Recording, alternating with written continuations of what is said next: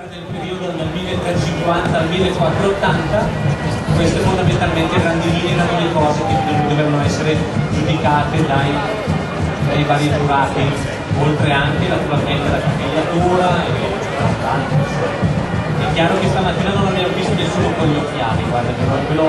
lo garantisco, tutti vanno almeno in questo, niente orologi, niente occhiali. Quindi sono stati Claudio, ma stamattina non avevi la miglior coppia.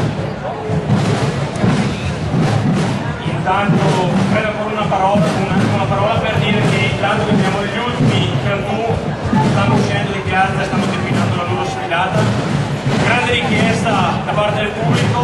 abbiamo chiesto se era possibile rivedere gli allievi del Cantù del Rione Premustura di San Secondo Parvense ad esibirsi, e indovinate cosa